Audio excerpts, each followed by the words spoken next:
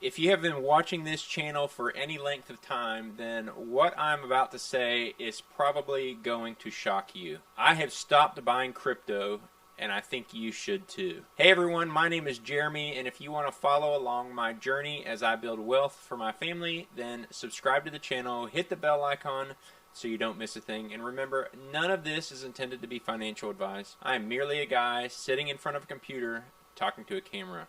But let's get into it. All right, I said it.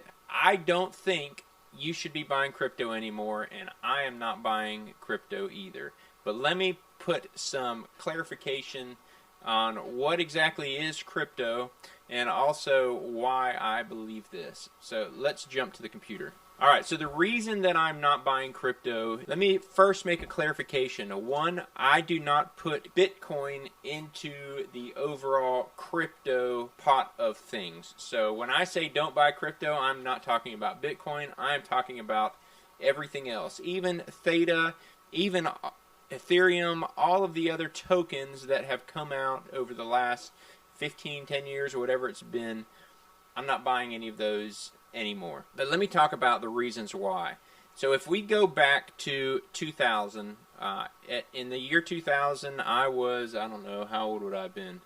18, 19 years old, basically out of high school, and the dot-com bubble burst. It really didn't affect me because I wasn't invested in dot-com. I'm sure it affected me to some degree, but I didn't really understand it back then. But one of the things that's interesting, if you look at the dot-com bubble, there are so many companies that were out there that everybody thought was going to be the next big thing, and they simply collapsed. And this is just some of those, right? Webvan, don't know what that was. Pets.com, we probably heard of that. That one failed miserably. eToys.com, Excite at Home, Dr. Coop, Cosmo, The Globe, Go.com. So many companies that at the time had huge market caps, huge valuations, everybody thought would go somewhere. But in reality, it was just smoke and mirrors. That's honestly what I believe crypto is today, right now. I believe that there may be a handful of cryptos that succeed because they have a strong utility. But just like in 2000, I think it's impossible to predict who the winners and the losers are going to be. So I have stopped buying crypto altogether. Instead, I am simply buying Bitcoin. For decades, since the U.S. government has gotten off of the gold standard, it doesn't matter which party is in power within the federal government in the United States. Everybody that has been in charge has just continued to print money year after year after year. In 2025, we will spend more money than we did in 2024, and that number will continue to go up. If we look at the M2 money supply, this is essentially the global money supply, how much fiat there is in the world. And what you'll notice is that's the white line, it just continues to rise. It may pull back a little bit, but number keeps going up, and it will continue to go up. Anything has come out from the whole Doge thing with Elon Musk, that is that our government cannot cut spending. If they did cut spending, it would collapse our economy because our economy is built on debt. We have no real production, and so if they cut the printing of dollars, then our entire economy would collapse. Instead, they're just going to keep printing, and because of that, real assets are going to keep going up, and that includes silver, that includes gold, and that includes Bitcoin. Now, I believe that the strongest trajectory and the most amount of gain to be had is within Bitcoin, which is why I'm stacking Bitcoin. I want to show you this graph. I saw this the other day on X, and I thought it was this graph can be applied to so many assets. And it says what seems to be happening. This is what we sort of think is happening when we look at the Bitcoin price. You know, the dollar stays flat and the price of Bitcoin continues to rise. But in reality, what's happening is Bitcoin is a fixed supply, and the value of the dollar continues to decline because they keep printing more money. And you could honestly swap this with any hard asset. You could swap this with real estate. You could swap this with silver, with gold, platinum, palladium, whatever you want. As long as it is a semi-hard asset, it's the exact same thing. The price is going to continue to go up simply because the value of the dollar is continuing to be debased. And so you look at silver price today, it's $46. It went over $50. I still think silver is a good play. I still think that gold is a good play.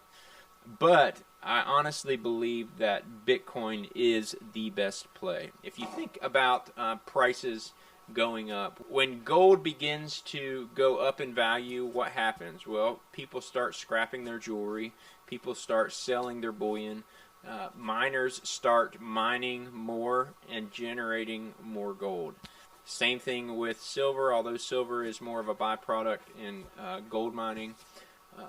But still, people sell their bullion, they sell their silver jewelry just to generate some income, and then it floods the market with more inventory. Because of how Bitcoin is mined, because there is a fixed amount that will be created, and there is a halving every 4 years, you can't just simply, okay, price went higher, let me start mining more. It just doesn't work that way. The amount of Bitcoin going into circulation will always be the same amount, split in half every 4 years. I have come to the realization that Bitcoin is the best investment and will continue to be. Now, I'm not going to speculate on what I think prices will go to. You can go look at Michael Saylor, you can look at Jack Mallers, and so many other people who have put out predictions of what Bitcoin will be. I believe that a lot of those predictions are fairly accurate, but the world is not going to go back to gold as a standard. It's simply not going to happen. We are in a digital world. It is too difficult to transfer large amounts of gold. There are nation states that are betting that we do, China being one of the biggest ones. But the reality is, in a digital world, a digital economy that we are in right now, we cannot have a money supply or money system that is built on gold. When that value cannot be easily bartered and traded, it still requires some sort of paper money on top of it. It still requires trust in the system that what you say you have in reserves is really there. And to be honest with you, I don't trust the federal government. I don't believe that what they say is in Fort Knox is actually there. I don't trust any other government to accurately report how much gold they have. Bitcoin, on the other hand, gets audited every 10 minutes. Every time a block is mined, we have a snapshot of who has what, how many coins there are in circulation. So again, I am done buying crypto, at least for now, and that is likely to be the case for decades to come. I believe that eventually there will be a utilitarian use of blockchain, whether that's in real estate, whether that's in whatever. There will be a usefulness of blockchain technology outside of Bitcoin. However, I don't believe any of us can predict who's going to win in that. I think the variables are too high. There's too many. Bitcoin, however, is continuing to take over the world. We have nation states that are buying it. We have billionaires across the world who are buying large amounts of it, who are divesting out of real estate, divesting out of gold, divesting out of silver, and going into Bitcoin. We've got our federal government that is extremely pro-Bitcoin. Bitcoin is the future. Bitcoin is where we're going to. Bitcoin will continue to rise against a dollar that is continuing to be debased. That will never stop. So my play from now moving forward is really to acquire Bitcoin, acquire as much Bitcoin as I can at the lowest price that I can, and just continue to buy, continue to stack. I believe we have 100x gains still in Bitcoin, and I know you think, how can that be? We've already had tremendous gains in Bitcoin. But if you look at the market cap of Bitcoin compared to all of the assets in the world, we are still so small, and it's just now that we're starting to get large amounts of nation states and large amounts of governments and wealthy people that are starting to recognize the value in Bitcoin and moving to it. If you're not familiar with Bitcoin, you want to understand more about it, how you can buy it without emotion, how you can sell it without emotion, how you can continue to stack and secure it in your own self-custody. I created a community on Skool called Bitcoin Freedom. There is a link in the description. Go join the community. Right now it is completely free. It's just a place where I want to share as much information as I can, and it's a great place where we can interact. You can ask questions. I can do my best to answer them.